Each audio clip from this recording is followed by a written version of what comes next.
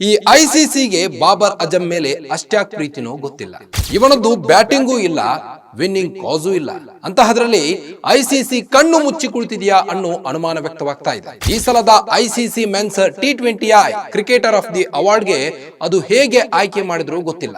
Guarantee guarantee guarantee, ಇದು guarantee news. ಸುದ್ದಿ ಖಚಿತ, ನ್ಯಾಯ ನಿಶ್ಚಿತ. ನಾನು ನಿಮ್ಮ ಕಾರ್ತಿಕ್.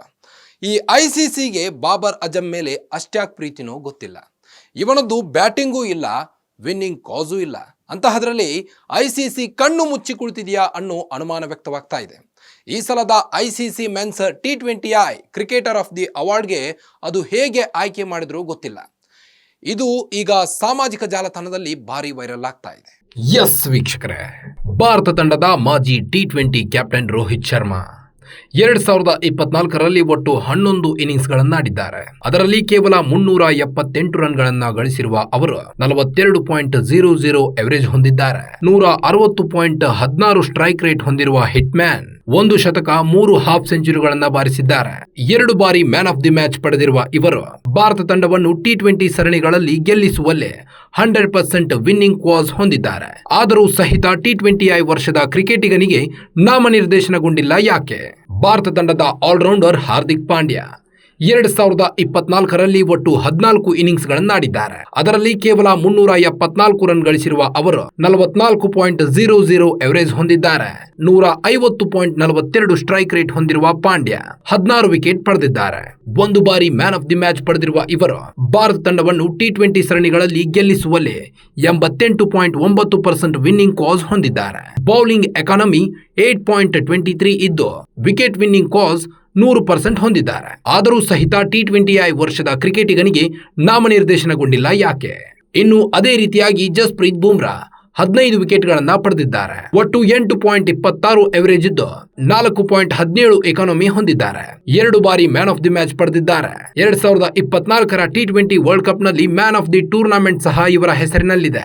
ವಿಕೆಟ್ ವಿನ್ನಿಂಗ್ ಕಾಸ್ 100% ಹೊಂದಿದ್ದಾರೆ. ಆದರೂ ಸಹಿತ T20I ವರ್ಷದ ಕ್ರಿಕೆಟಿಗನಿಗೆ ನಾಮನಿರ್ದೇಶನಗೊಂಡಿಲ್ಲ. ಯಾಕೆ? ಅದೇ ಪಾಕಿಸ್ತಾನ ಮಾಜಿ ಕ್ಯಾಪ್ಟನ್ ಬಾಬರ್ ಅಜಂ 23 ಇನ್ನಿಂಗ್ಸ್ ಗಳನ್ನಾಡಿದ್ದಾರೆ. 738 ರನ್ ಗಳಿಸಿರುವ ಇವರು 33.54 ಎವರೇಜ್ ಹೊಂದಿದ್ದಾರೆ. 133.21 ಸ್ಟ್ರೈಕ್ ರೈಟ್, 6 ಹಾಫ್ ಸೆಂಚುರಿ. 2024ರ T20 ವರ್ಲ್ಡ್ ಕಪ್ ನಲ್ಲಿ 101.66 ಸ್ಟ್ರೈಕ್ ರೇಟ್ ಹೊಂದಿದ್ರು. Man of the match 0, winning cause 32%. ಅಂತಹದ್ರಲ್ಲಿ ಬಾಬರ್ಗೆ ಅದು ಹೇಗೆ ಐಸಿಸಿ T20I ವರ್ಷದ ಕ್ರಿಕೆಟಿಗನಿಗೆ ನಾಮನಿರ್ದೇಶನ ಮಾಡಿತ್ತೋ ಗೊತ್ತಿಲ್ಲ ಅಂತ ನೆಟ್ಟಿಗರು ಗರಂ ಆಗಿದ್ದಾರೆ. ಐಸಿಸಿ T20 ವರ್ಷದ ಕ್ರಿಕೆಟಿಗ ಪ್ರಶಸ್ತಿಗೆ 4 ಆಟಗಾರರ ಹೆಸರು ನಾಮನಿರ್ದೇಶನಗೊಂಡಿದೆ. ಈ 4 ಆಟಗಾರರ ಪೈಕಿ ಭಾರತದ champion bowler Harshdeep Singh, Aussies ದೈತ್ಯ ಬ್ಯಾಟರ್ ಟ್ರಾವಿಸ್ ಹೆಡ್, ಜಿಂಬಾಬ್ವೆ ಆಟಗಾರ ಸಿಕಂದರ್ ರಾಜಾ ಹಾಗೂ ಪಾಕ್ ತಂಡದ ಮಾಜಿ ನಾಯಕ ಬಾಬರ್ ಆಜಂ ಸ್ಥಾನ ಪಡೆದುಕೊಂಡಿದ್ದು, ಪ್ರಸಕ್ತ ವರ್ಷ T20 ಕ್ರಿಕೆಟ್ನಲ್ಲಿ ಅತ್ಯುತ್ತಮ ಪ್ರದರ್ಶನ ನೀಡಿದ್ದಕ್ಕಾಗಿ ಈ 4 ಆಟಗಾರರ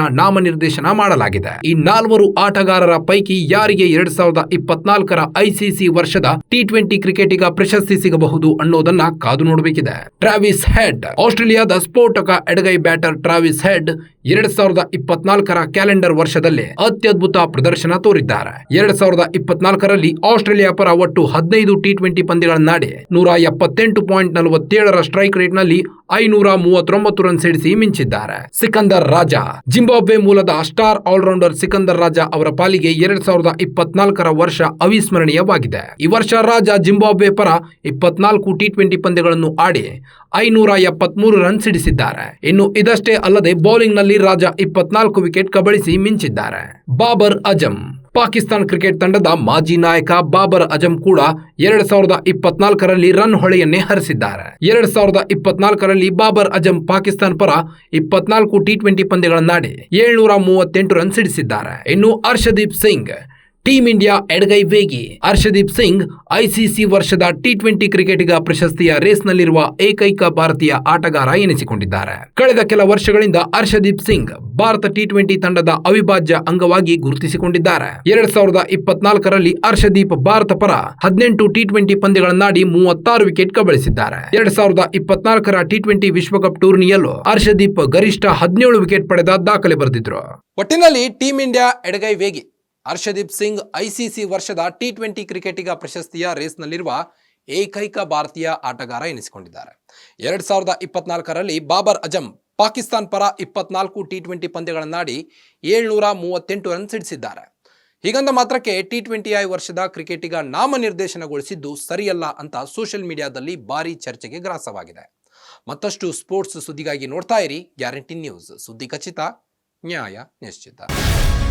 ಗ್ಯಾರಂಟಿ ನ್ಯೂಸ್, ಸುದ್ದಿ ಖಚಿತ, ನ್ಯಾಯ ನಿಶ್ಚಿತ.